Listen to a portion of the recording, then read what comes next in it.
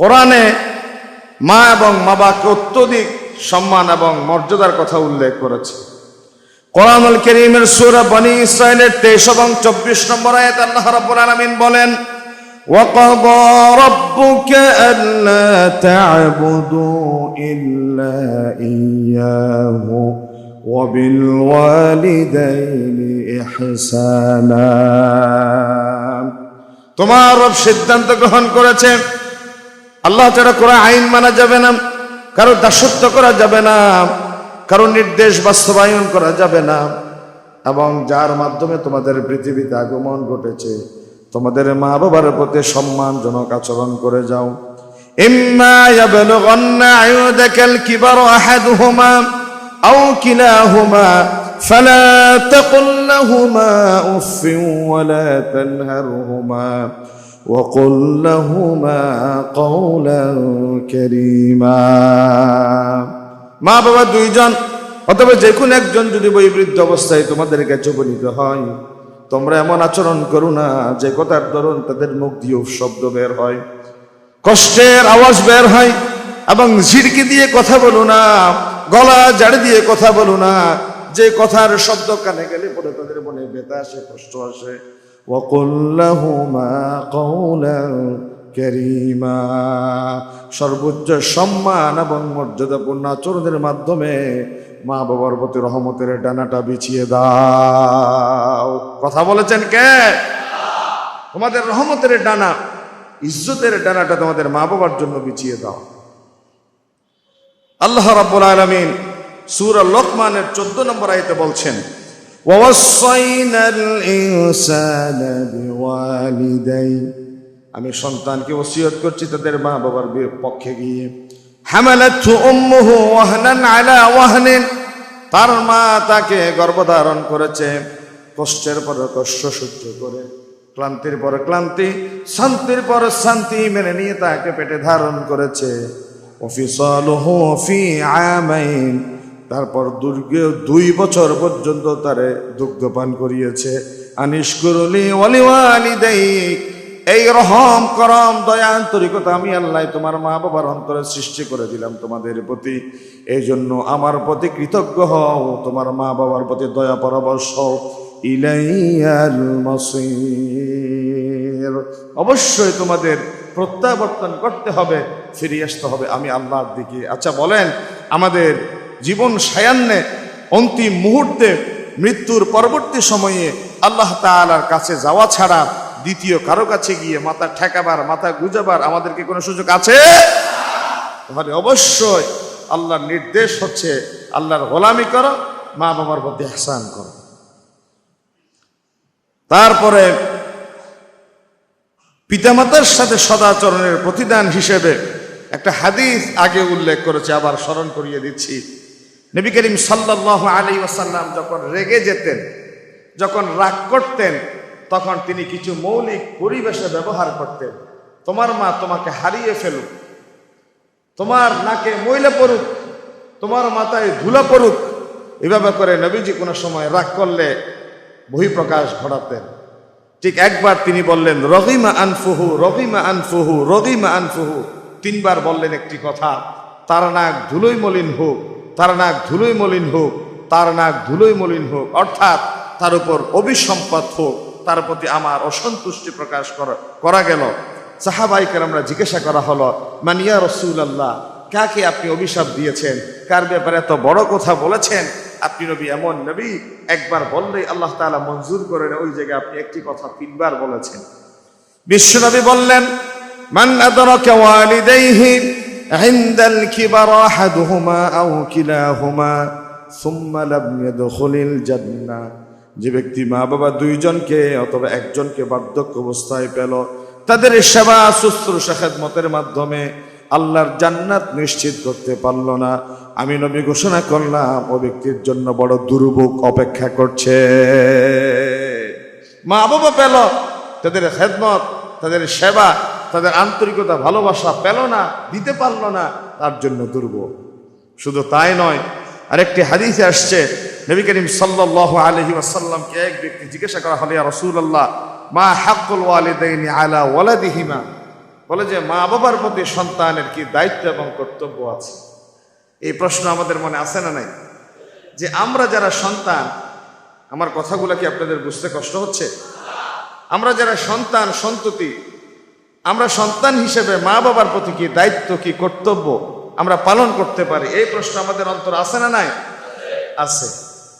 এই প্রশ্নে একজন ব্যক্তি আমার নবীর কাছে ছুড়ে দিলেন। নবী করিম সাল্লাল্লাহু আলাইহি ওয়াসাল্লাম জবাব দিলেন, হুমা জান্নাতুকা ওয়া নারুকা। তোমার মা বাবার প্রতি তোমার কি দায়িত্ব এবং কর্তব্য, একটা সেন্টেন্সের মাধ্যমে তুমি জেনে নাও। তোমার মা বাবা তোমার জন্য জান্নাত, তোমার মা বাবা তোমার জন্য জাহান্নাম। অর্থাৎ তুমি তোমার মা বাবার যদি সন্তুষ্ট অর্জন করতে পারো, তারা তোমার জন্য জান্নাতের সূতিকাগার হয়ে যাবে, আর তারা যদি তোমার প্রতি নারাজ হয়ে যায়, তোমার জন্য জাহান্নাম অবধারিত হয়ে যাবে। তারপরে নবী করিম সাল্লাল্লাহু আলাইহি ওয়াসাল্লামের আরেকটি হাদিস আমরা দেখতে পাচ্ছি, মান আসবাহা মুতিআন লিল্লাহ ফি ওয়ালিদাই আসবাহা লাহু বাবানে মাফতুহানি মিনাল জান্নাহ। যে ব্যক্তি একটা সুন্দর সকাল মা বাবার সন্তুষ্টির উপরে, মা বাবার আনুগত্যের উপরে কাটাতে পারল, পরকালে আল্লাহ রাব্বুল আলামিন তার জন্য জান্নাতের দুটো দরজা খুলে দিবেন। সুবহানাল্লাহ বলেন। যে দরজা দিয়ে ইচ্ছে তুমি প্রবেশ করো। মান আসবাহা মুতিআন লিল্লাহ, শুধু একটা সকাল যে সন্তান এমন ভাবে কাটানো, ফি ওয়ালিদাইহি, তার মা বাবা তার উপরে সন্তুষ্ট হলো, আসবাহা লাহু বাবানে মাফতুহানি মিনাল জান্নাহ, অর্থাৎ তোমার মা বাবা তোমার প্রতি সন্তুষ্ট অবস্থায় সকাল হোক সন্ধ্যা হোক, এটা তোমার জান্নাত নিশ্চয়ই তার মাধ্যম। মা বাবার নাফরমানি করা যাবে না, জান্নাত অনিশ্চিত করা যাবে না।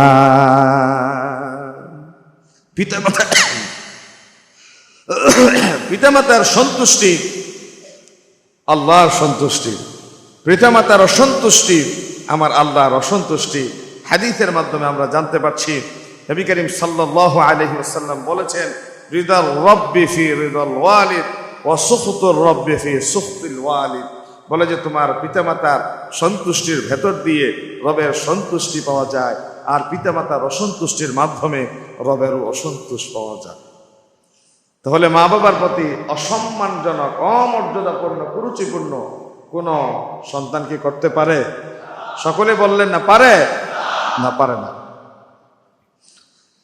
যাদের মা বেঁচে আছে, বড় নিয়ামত ঘরে আছে। নবী করিম সাল্লাল্লাহু আলাইহি ওয়াসাল্লামের কাছে মুআবিয়া ইবনে জাহিমা একজন ব্যক্তি আসলেন।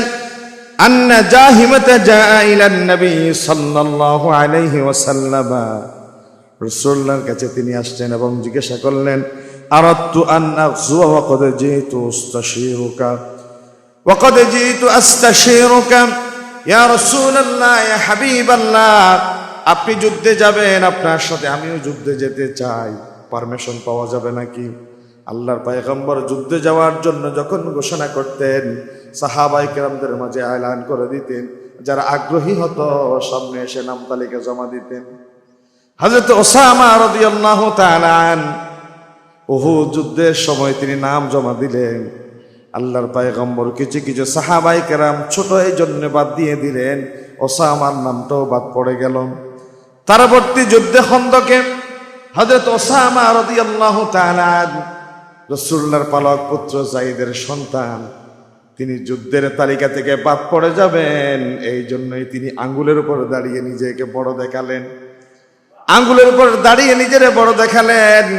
নবী করিম সাল্লাল্লাহু আলাইহি ওয়াসাল্লাম ওসামার এই আঙ্গুলের উপর দাঁড়িয়ে নিজেকে বড় হয়েছে এই দৃশ্য দেখে তিনি খুশি হয়ে গেলেন এবং ওসামা ইবনে যায়েদকে খন্দক যুদ্ধে যাওয়ার পারমিশন দিয়ে দিলেন।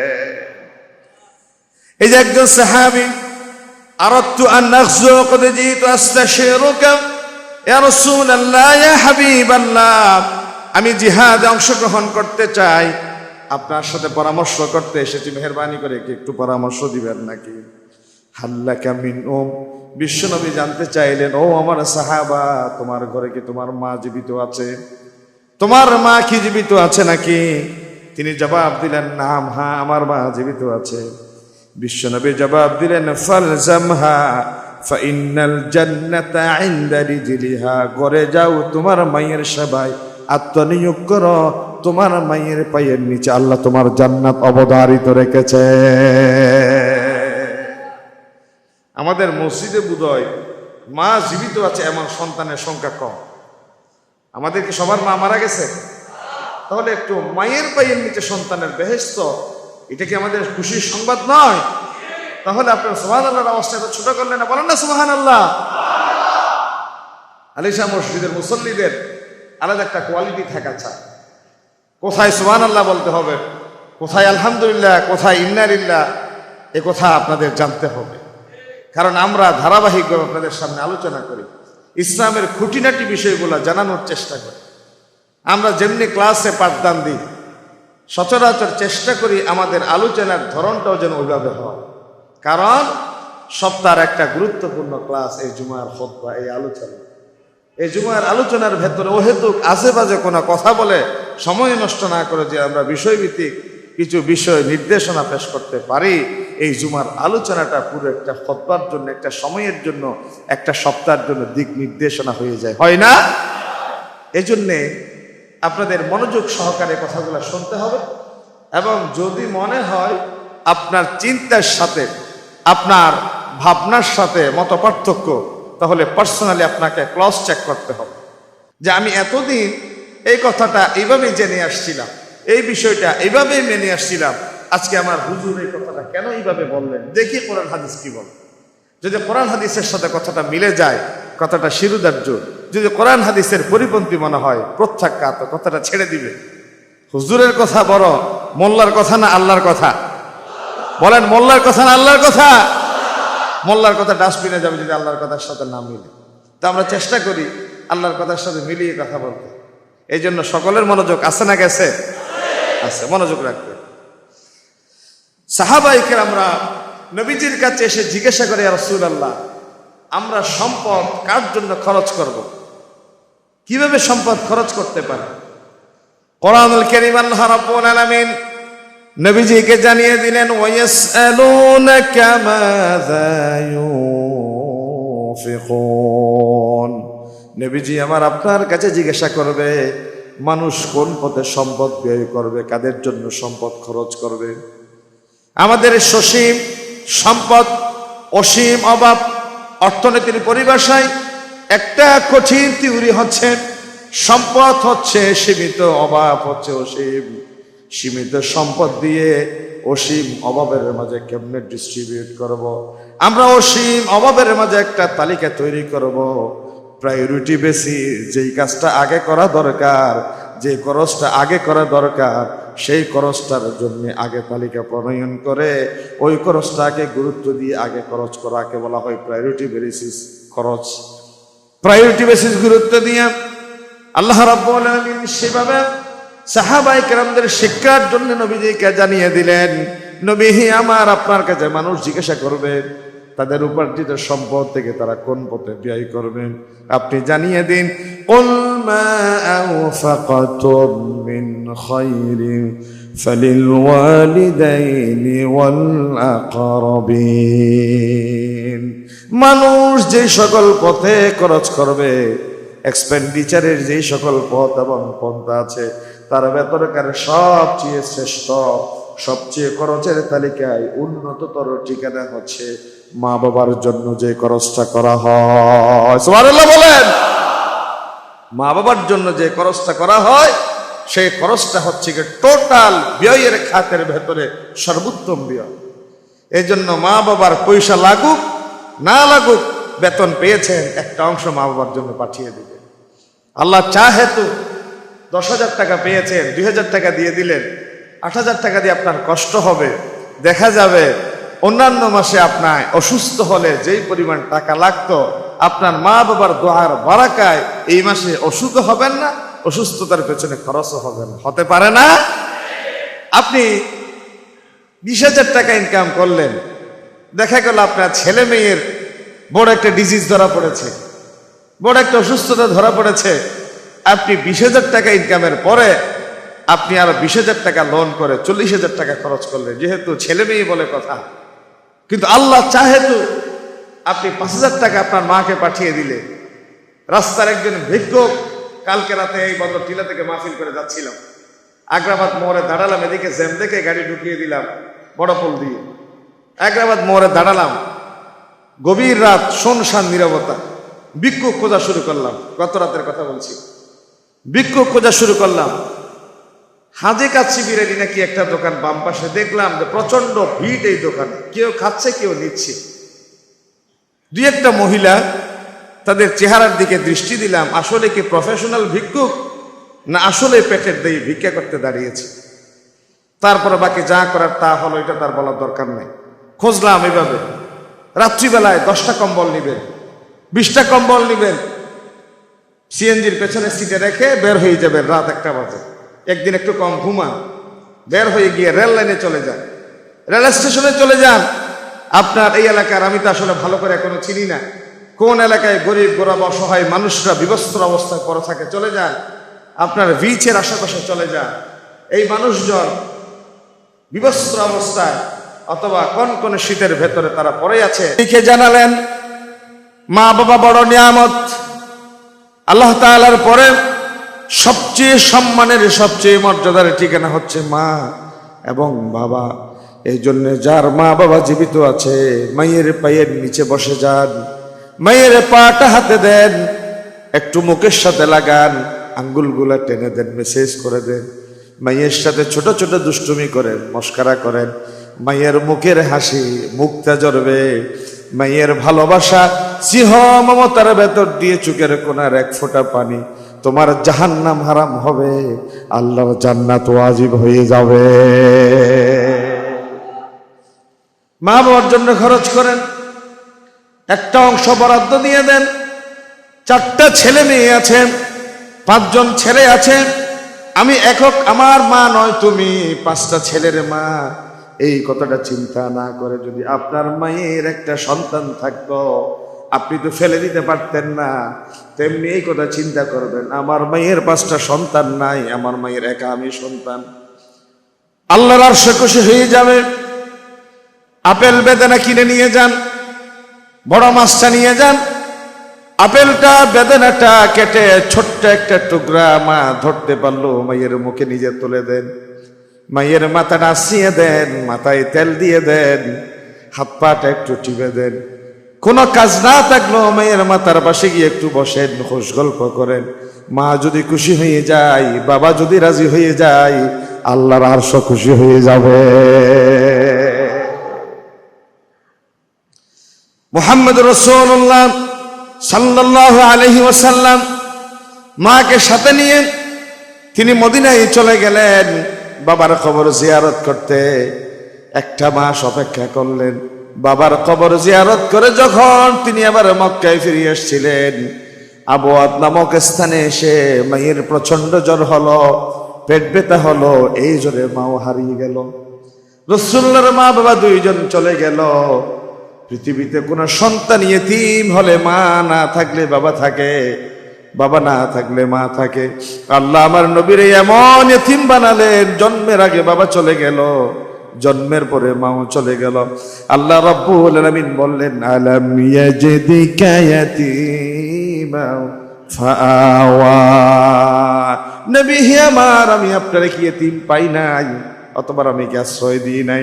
আল্লাহ এতিম পেয়েছেন, আশ্রয় দিয়েছেন। সুতরাং তামাম এতিমের সরদার হলেন আমার নবী, বিশ্ব নবী মুহাম্মদুর রাসূলুল্লাহ। যাদের মা আছে তাদের ঘরে আল্লাহর জান্নাত আছে। গত জুমায় এই কথাটাও বলেছিলাম, সবচেয়ে বেশি সুন্দর আচরণ পাওয়ার উপযুক্ত হচ্ছে মা, সবচেয়ে শ্রদ্ধাপূর্ণ আচরণ পাওয়ার উপযুক্ত মা, সবচেয়ে মর্যাদাপূর্ণ আচরণ পাওয়ার উপযুক্ত মা। কয়বার বলেছেন? 3 বার। এই জন্য মা যেন নারাজ না হয়ে যায়, মা যেন সন্তুষ্ট না হয়ে যায়, বাবা যেন নারাজ না হয়ে যায়। কখনো কি দেখেছো বাবার পায়ের স্যান্ডেলের দিকে? কখনো কি দেখেছো বাবার গায়ের জামার দিকে? বাবার ইনকাম স্বল্প, স্বল্প ইনকাম দিয়ে সন্তানদের মুখে হাসি ফুটাতে গিয়ে বাবা ভালো একটা জামা কখনো নিজে গাইয়ে দেয় না। সন্তানের পায়ে ভালো দামি জুতা দিতে গিয়ে বাবা কোনোদিন ভালো 1 জোড়া স্যান্ডেল পাইয়ে দেয় না। ভালো একবেলা খাবার খায় না, তিনি চাইলে বাইরে ভালো খেতে পারেন, কিন্তু একবেলা সন্তানদের বেশি খাওয়াতে গিয়ে বাবা কত সময় দুপুরে না খেয়ে থাকে। এই জন্য মারে কষ্ট দিয়ে যাবে না, বাবাকে কষ্ট দিয়ে যাবে না। মা বাবা মুস্তাজাবুদ দাওয়া, তিন ব্যক্তির দোয়া সরাসরি মঞ্জুর হয়ে যায়। নাম্বার 1 মজলুম, যার অধিকার থেকে বঞ্চিত করা হয়েছে। 2 নম্বরে মুসাফির, 48 মাইলের বাইরে যার অবস্থান। 3 নম্বরে মা বাবা সন্তানের পক্ষে দোয়া করুক কিংবা বদদোয়া করুক, আল্লাহ রাব্বুল আলামিন সরাসরি মা বাবার দোয়া কবুল করে নেন। বিশ্বনবী মুহাম্মদুর রাসূলুল্লাহ সাল্লাল্লাহু আলাইহি ওয়াসাল্লাম বলছেন, পৃথিবীতে মানুষ প্রতারণার বশবর্তী হয়ে শয়তানের ধোঁকায় পড়ে যত অন্যায় পাপাচারের মুখোমুখি হয়, তামাম পাপ পঙ্কিলতা আল্লাহ চাইলে ক্ষমা করে দিতে পারেন। তওবার মাধ্যমে বান্দার জীবনের সমস্ত গুনাহ খাতা ক্ষমা হয়ে যায়। আল্লাহ রাব্বুল আলামিন সূরাতুল ফুরকানে বলছেন, ইউদাফু লাহুল আযাবু ইয়াওমাল কিয়ামাতি ওয়া ইয়াখলুদু ফীহি মুহানা ইল্লা মান তাবা ওয়া আমানা ওয়া আমিলা আমালান সালিহান ফাউলাইকা ইউবাদদিলুল্লাহু সাইয়্যাতিহিম হাসানাত। আল্লাহ রাব্বুল আলামিন বলছেন, যে ব্যক্তি তওবা করলাম এবং দৃঢ় ঈমান রক্ষা করলাম, ভালো আমল করলাম, সৎ কার্য সম্পাদন করলাম, আল্লাহ তাআলা তার জিন্দেগীর সমস্ত গুনাহ খাতা ক্ষমা করে দিবেন। এবং আটলান্টিক দরিয়ার চেয়ে বেশি পরিমাণ গুনাহ যদি তার আমল নামায় জমা হয়ে থাকে, তামাম গুনাহ সমূহ ক্ষমা করে দেওয়ার মাধ্যমে গুনার স্পেস আল্লাহ রাব্বুল আলামিন সওয়াব দিয়ে পরিপূর্ণ করে দিবেন। বিশ্বনবী বলেছেন, মান লাজিমাল ইস্তিগফার, যে ব্যক্তি তওবা করলাম, যে ব্যক্তি ইস্তিগফার করলো, ক্ষমা প্রার্থনা করলো, জাআলাল্লাহু লাহু মিন কুল্লি দিকিন মাখরাজা ওয়া মিন কুল্লি হাম্মিন ফারাজা। জমিনে কারো কাছে হাত পাততে হবে না, রিজিকের জন্য কোনো কিছু সন্ধান করতে হবে না। রাজ্জাক যিনি, আরশে আজিমের মালিক যিনি, রিজিকের সমস্ত দরজা তিনি খুলে দিবেন। এবং যত পেরেশানি থাকতে পারে, যত অস্থিরতা থাকতে পারে, যত বেচাইনি থাকতে পারে, তামাম মুশকিলাত আল্লাহ রাব্বুল আলামিন তওবাকারী বান্দার জন্য সহজ করে দিবে।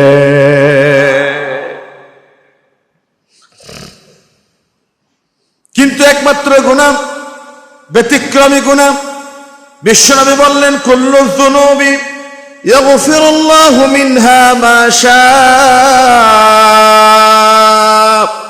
ইল্লা উকুকাল ওয়ালিদাইন। প্রত্যেক গুনাহ আল্লাহ রাব্বুল আলামিন চাইলে ক্ষমা করে দিতে পারেন, কিন্তু একটা গুনাহ তিনি ক্ষমা করবেন না। যে গুনাহ মা বাবার নাফরমানি হয়ে যায়, মা বাবার বিরুদ্ধে আচরণ হয়ে যায়, মা বাবার অবাধ্য হয়ে যায়, সেই গুনাহ আল্লাহ ক্ষমা করবেন না। ফাইন্নাহু ইউআজ্জিলু লিসাহিবিহি ফিল হায়াতি ক্বাবলাল মামাত। আল্লাহ রাব্বুল আলামিন মৃত্যুর আগে অবশ্যই মা বাবার নাফরমানির শাস্তি সন্তানকে দেখাবেন। অবশ্যই মা বাবার নাফরমানির শাস্তি সন্তান দুনিয়ায় পেয়েই যাবে। এই জন্যে নাফরমানি করা যাবে? মা বাবার বিরুদ্ধাচরণ করা যাবে? মা বাবার কবরের পাশে যান, দোয়া করে। মানুষ হিসেবে ভুল খাতা হয়ে থাকতে পারে, দুনিয়ায় মিসবিহেভ করেছেন, অসৎ আচরণ করেছেন, আল্লাহ তাআলা যেন দুনিয়ার অসৎ আচরণ কবরের পারে দাঁড়ানোর মাধ্যমে ক্ষমা করেন। রাসূলুল্লাহ একবার বললেন, একজন ব্যক্তি প্রশ্ন করলেন, ইয়া রাসূলুল্লাহ, কবিরা গুনাহ কি? নবী করিম সাল্লাল্লাহু আলাইহি ওয়াসাল্লাম বললেন, মা বাবাকে গালি দেওয়া কবিরা গুনাহ।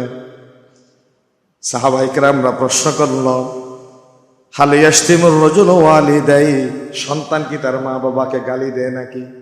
সন্তান কি তার মা বাবাকে গালি দেয় না? রাসূলুল্লাহ বললেন, কবিরা গুনাহের ভেতর অন্যতম হচ্ছে মা বাবাকে গালি দিয়া। সাহাবী আবার প্রশ্ন করলেন, হাল ইয়াশতিমুর রাজুল ওয়ালিদাই, সন্তান কি তার মা বাবাকে গালি দেয় নাকি? বিশ্বনবী বললেন, অবশ্যই নাম গালি দেন। ইয়াসুব্বু আবার রাজুলি ফায়াসুব্বু আবা ওয়া ইয়াসুব্বু উম্মাহু ফায়াসুব্বু উম্মা। আপনি যদি আমার ভাইয়ের বাবাকে ধরে গালি দেন, সে আপনার বাবাকে ধরে গালি দিল। আপনি যদি আমার মাকে ধরে গালি দেন, আমি আপনার মাকে নিয়ে গালি দিলাম। তাহলে আমি যদি আপনারে গালি না দিতাম, আপনি আমাকে গালি দিতেন না। এর নাম হচ্ছে সন্তান জীবনে মা বাবাকে গালি দেয়, মানে অন্যের হক নষ্ট করে অন্য তোমার হক নষ্ট করবে। কোরআনুল কারীম আল্লাহ রাব্বুল আলামিন বলছেন, ওয়ালা তাসুব্বুল্লাযীনা ইয়াদউনা মিন দুনিল্লাহি ফায়াসুব্বুল্লাহা আদওয়ান বিগাইরি ইলম। তোমরা দেবদেবীকে গালি দিও না, মূর্তি পূজারীদেরকে গালি দিও না, কারণ মূর্তিদের বিরুদ্ধে যদি তোমরা কথা বলো, তারা তোমার রবকে ধরে গালি দিবে। তুমি মূর্তিকে গালি দিচ্ছ সত্য সত্য, খড় কুড়া দিয়ে, কিছু কাদা মাটি দিয়ে, লেপনি দিয়ে, রং তুলি মেখে একটা মূর্তি বানালো। তারা 3 দিন পূজা করলো, 4 দিন পরে পা দিয়ে দাবিয়ে আবার পানিতে বসিয়ে দিল, ঠিক কিনা বলে? কিন্তু তোমার রব তো তেমন নয়। ফায়াসুবুল্লাহ, তোমার রব তো আরশ আজিমের মালিক, তোমার রব তো তামাম কায়নাতের স্রষ্টা। তুমি দেবদেবীরে গালি দিবা, তারা তোমার রবকে গালি দিবে, তা হয় না। এই জন্য তুমি তাদের দেবদেবীরে গালি দিও না, তারাও যেন তোমার রবকে গালি দেওয়ার সুযোগ না পায়। নবী করিম সাল্লাল্লাহু আলাইহি ওয়াসাল্লাম বলেছেন, ইন্নাল্লাহা হারামা আলাইকুম উকুকাল উম্মাহাত। তিনি মা বাবার নাফরমানিকে হারাম ঘোষণা করলেন। ওয়া ওয়াদাল বানাত, কন্যা সন্তান হত্যা করা নিষিদ্ধ ঘোষণা করলেন। ওয়া মানাহা ওয়াহাতিন, পরের হক নষ্ট করাকে হারাম ঘোষণা করলেন। কয়টা? শুনান না বুঝায় কয়টা? নাম্বার 1, মা বাবার নাফরমানি হারাম ঘোষণা করলেন। কন্যা সন্তান ভূমিষ্ঠ হলে চেহারা কালো হয়ে যাওয়াকে হারাম ঘোষণা করলেন। ডাক্তারের কাছে চলে গেলেন, মেডিকেল টেস্টের মাধ্যমে নিশ্চিত হলেন কন্যা সন্তান পেটে এসেছে। আপনি মিসক্যারেজ করে দিলেন, সন্তান ভূপাতিতে করে দিলেন, ভূগর্ভপাত ঘটিয়ে দিলেন। ইসলাম সেটাকে হারাম ঘোষণা করেছে। ওয়ামানা ওয়াহাতিন, পরের হক নষ্ট করাকে হারাম ঘোষণা করলেন। ওয়াকারিহা লাকুম, তিনি তোমাদের জন্য পছন্দ করলেন। কিলা ওয়া ক্বালা, বাজে গল্প গুজবে মত্ত হওয়া। ওয়া কাসরাতাস সুআল, বেশি বেশি প্রশ্ন করা। ওয়াইদাআতাল মাল, মাল সম্পদ নষ্ট করা। আমাদের সমাজে সচরাচর বিয়ে শাদীতে দেখা যায় যে পরিমাণ আয়োজনের দরকার নেই, তার চেয়ে বেশি পরিমাণ আয়োজন করে এরিস্টোক্রেসি দেখাতে, পয়সাওয়ালা দেখাতে, বিয়ে বাড়িকে সন্তুষ্ট করতে। এতটা আইটেম প্রয়োজন ছিল না, 2টা আইটেম কম করে 2টা আইটেমের সমপরিমাণ গরিব গোরাবাদের চাইলে দান করে দিতে পারতেন। কিন্তু আপনি বেশি বড় লোকই দেখাতে গিয়ে প্রদর্শনের বসত আয়োজন করলেন। বিশ্বনবী বললেন, আল্লাহ রাব্বুল আলামিন এই অপচয়টা অপছন্দ করেন। এবং কোরআনুল কারীমের ভাষায় আল্লাহ রাব্বুল আলামিন বললেন, ইন্নাল মুবাযযিরিনা কানু ইখওয়ানাশ শায়াতিন, যারা অপচয় করে তারা শয়তানের ভাই। শয়তান আল্লাহর দুশমন, নবীর দুশমন। সুতরাং শয়তানের যারা ভাই তারাও হবে জাহান্নামী, ঠিক কি না? অপচয় করো না, অভাবও হবে না। বলেন, অপচয় করো না, অভাবও হবে না। তবে ইসলাম কত ভারসাম্যপূর্ণ কথা বলে দেখেন।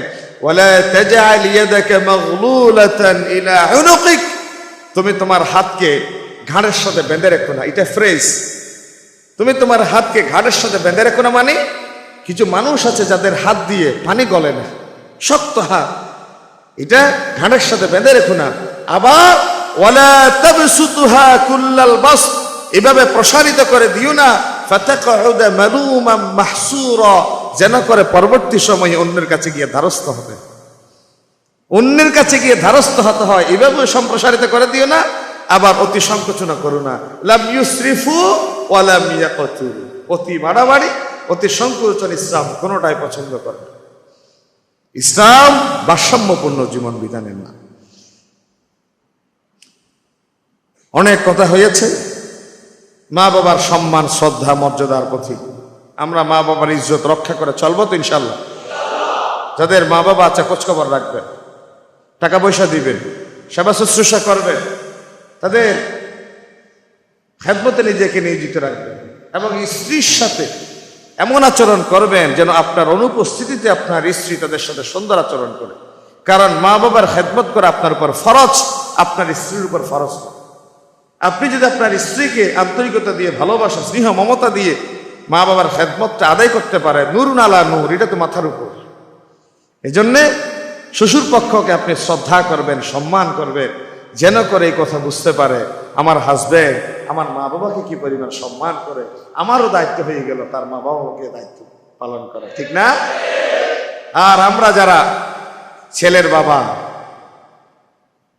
আমাদের উচিত আমাদের মেয়ে পরের ঘরে যাবে, পরের মেয়ে আমার ছেলের বৌমা হয়ে আসবে, সে আমার বৌমা নয়, সে আমার মেয়ে, সে আমার কি মেয়ে। আরেকজনের ঘরে আপনার মেয়ে দান মারালে যেমন আপনার ব্যথা লাগে, পরের ঘরে ফজরের নামাজের পরে শ্বশুর শাশুড়িকে চা দিতে গেলে আপনার কাছে অভিযোগ আসে আপনার মেয়ে চা নিজে বানায় খাই না, তারে খাওয়াইতে হইতে এত বছর। শ্বশুর শাশুড়ির একটু চাহিদা আছে, ফজরের পরে এক কাপ চা খায়, বুড়ো বুড়ি মানুষ, আপনার মেয়েরে বললে মন খারাপ করে। ঠিক অপরের মেয়েকে আপনি ঘরে এটা আশা করবেন, সেটা আপনি আপনার মেয়ের প্রশিক্ষণ দেন, অপরের মেয়ে আল্লাহ তাআলা অটোমেটিক আপনার জন্য সেরকম পেয়ে যাবে, হবে না? এই জন্য বলছি, নিজের মেয়ের ব্যাপারে আপনি কষ্টটা যেভাবে ফিল করেন, অপরের মেয়ের ব্যাপারেও আপনি সেভাবে ফিল করেন। প্রিয় বন্ধুগণ, অনেক কথা বললাম। মা বাবা বড় মেহেরবান ছেলে মেয়ের প্রতি, কোনোদিনও কল্যাণ চায় না। আর যুবক, তোমাদের জন্য 1 মিনিট বলি, যৌবন থাকতে মানুষ কোনো কিছু টের পায় না। যৌবন কোনো অবস্থা, কোনো বাধা মানে না। মা বাবার সিদ্ধান্তকে মনে হয় তারা বুড়ো বুড়ি মানুষ কি বুঝে, তারা কি বুঝে? তারা তো আধুনিকতা বুঝে না, তারা তো সায়েন্স জানে না, তারা তো বিজ্ঞান জানে না, তারা তো রাজনীতি বুঝে না। আমি বিশ্ববিদ্যালয়ে পড়ি, আমি বিশ্ববিদ্যালয়ে শিক্ষকতা করি, আমি দুনিয়ার রাজনীতির সাথে সম্পৃক্ত থাকি, আমি সবচেয়ে ভালো বুঝি। এটা ভুল, এটা ভুল।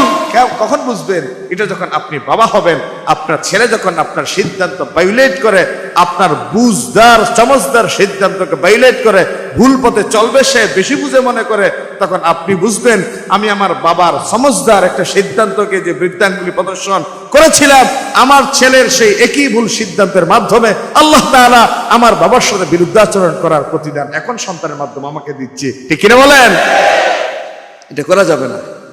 মা বাবা যেটা বুঝে সেটাই ডিসিশন। আল্লাহ বলেছে বেশি বুঝে, তুই কে তোর মা বাবারে কম বুঝে বলা? আল্লাহ বলেছেন মা বাবার জন্য রহমতের ডানা বিছিয়ে দাও, তাদের সিদ্ধান্ত মেনে নাও। তারা না বুঝলে না বুঝুক, অন্তত এইটুকু তো তারা বুঝছে যে তোমাকে পৃথিবীতে আনতে হবে। এটুকু তো তারা সিদ্ধান্ত নিতে পেরেছে তোমার একটা ইসলামী নাম রাখতে হবে। একটি ঘোষণা, আমাদের এই মসজিদ চট্টগ্রামের একটি স্বনামধন্য মসজিদ, দূর দূরান্ত থেকে এখানে মুসল্লিরা আসে। এই মসজিদের কোনো সিদ্ধান্ত নিতে আমাদের 1000 বার চিন্তা করতে হয়, 1000 বার ভাবতে হয়। কারণ এখানে এলাকার মুসল্লি যত না মসজিদকে এহতেরাম করে, সম্মান করে, বাহিরের মুসল্লিরা দূর দূরাজ থেকে তারা এখানে নিয়ত করে আন্তরিকতা দিয়ে নামাজ পড়তে আসে, আসে না? গত শুক্রবারে জুমাবারে একজন মুসল্লি পেলাম, বোয়ালখালী থেকে, তিনি নামাজ পড়তে এসেছে। কেন? বলে যে আলিশা মসজিদে নামাজ পড়লে নাকি, উনি ওনার কথা বলেছেন নাকি, এটা তো বললে তো দলিল হয়ে যাবে, এই জন্য আর বললাম না। উনি ওনার জায়গা থেকে চিন্তা করে এসেছে। তো একজন যেহেতু বোয়ালখালী থেকে আসছেন, বিভিন্ন জায়গা থেকে লোকজন আসে। তবে আমাদের একটু নিষ্ঠুরতা দেখাতে হচ্ছে আপনাদের প্রতি, মনে কষ্ট নেবেন না। আমাদের মাঝে মধ্যে দেখা যায় মসজিদ বড়, মসজিদের দায়িত্বশীলতাও বেশি, মসজিদের প্রতি আমাদের রেসপন্সিবিলিটিও বেশি। 1-2 জন ভাই মাঝে মধ্যে দূর দূরান্ত থেকে এসে একটু রেস্ট করেন, একটু ঘুমাতে চান, একটু ওয়াশরুমে যেতে চান, একটু উজুখানায় বসতে চান, নানা সময় ওনারা মসজিদ কেন্দ্রিক একটু সময় কাটাতে চান, সম্মান দেখে, মর্যাদাপূর্ণ অবস্থান দেখে। এই মসজিদের প্রতি আজমত সম্মান দেখাতে গিয়ে 2 জন ভাই মসজিদে বসে থাকাকে ওনারা মনে করেন এটা ওনাদের হৃদয়ের প্রশান্তি। এই সুযোগে আমার চোর বাবা, আমার চোর ভাই, আমার চোর মেহমান, সে তার চৌর্য বৃত্তির কর্মটা সেরে যায়, মসজিদ ক্ষতিগ্রস্ত হয়, মাদ্রাসা ক্ষতিগ্রস্ত হয়, আমরা ব্যক্তিরা দায়ী পড়ে যাই। ইদানিং একটা ঘটনা এরকম ঘটেছে, আপনারা শুনছেন তো, অনেকেই শুনেন নাই, এই জন্য সংক্ষেপে বলছি। এরকম একটা অ্যাক্সিডেন্ট হয়েছে, অর্থাৎ মসজিদ দায়িত্বশীলরা যার যার দায়িত্ব পালন করে, কেউ রুমে, কেউ বাইরে, বিভিন্ন জায়গায় ব্যস্তত মানুষ চলে গেছে। আমার ভাইয়েরা এসে তাদের কর্ম সেরে সিসি ক্যামেরা নষ্ট করে চলে গিয়েছে। এটা আমাদেরকে খুব নাড়া দিয়েছে, পীড়া দিয়েছে, কষ্ট দিয়েছে। হয়তো আমার ভাইটা রসুল্লাহর হাদিসটা মনে পড়েছে, রসুল্লাহর ঘরে একজন মেহমান হয়েছে, রাত্রিবেলায় পুরা ঘর পায়খানা করে, কাপড় চোপড় নষ্ট করে পালিয়ে গিয়েছে। রসুল্লাহ ভোরে উঠে দেখে, হাই হাই, ঘরের প্রচন্ড গন্ধ এবং কাপড় চোপড় নষ্ট করে চলে গেছে। এখন কাপড় চোপড় নষ্ট গন্ধের চেয়ে বেশি কষ্ট পেয়েছেন আমার নবী। হাই হাই, এই মানুষটা রাত্রিবেলায় কেন আমাকে ডাকে নাই? সে যদি আমাকে ডাকতো, অন্তত তার কষ্টের পাশে আমি একটু দাঁড়াতে পারতাম। দেখেন আমার নবীর চিন্তা কোথায়। কাপড় নষ্ট করেছে সেটা বড় কথা নয়, এখন তার খোঁজে বের হয়ে গেলে তার চিকিৎসা করাতে, তার সেবা করতে।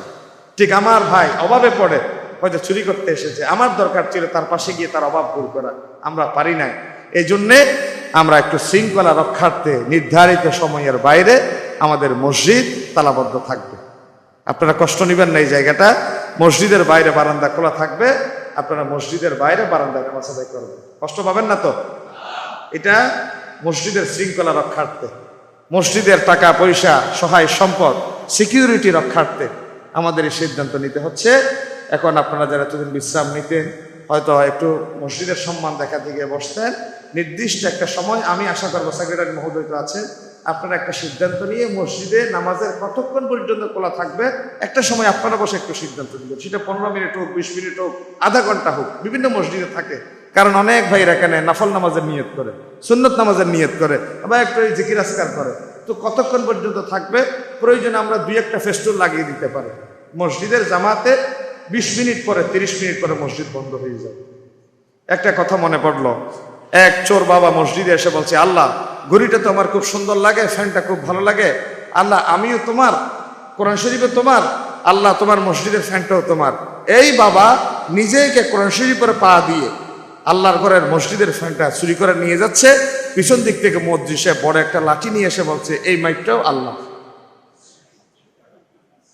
সবকিছু যেহেতু আল্লাহর, এটা মাইকটাও কার? আল্লাহর পক্ষ থেকে। এটা যেন না হয়, এই জন্য আমরা আপনাদেরকে অসম্মান করতে চাই না। ওনারা সিদ্ধান্ত নিয়ে আপনাদেরকে জানাবেন মসজিদ নামাজের পরে কতক্ষণ খোলা থাকবে। এই পর্যন্ত আজকে আলোচনা করলাম। আল্লাহ তাআলার কাছে আমরা সাহায্য চাই, রব্বে কারীম সকল কিছু আমাদের মুওয়াফিক, আমাদের মুনাসিব, আমাদের অনুকূলে করো। দেখ সকলে বলে আমিন।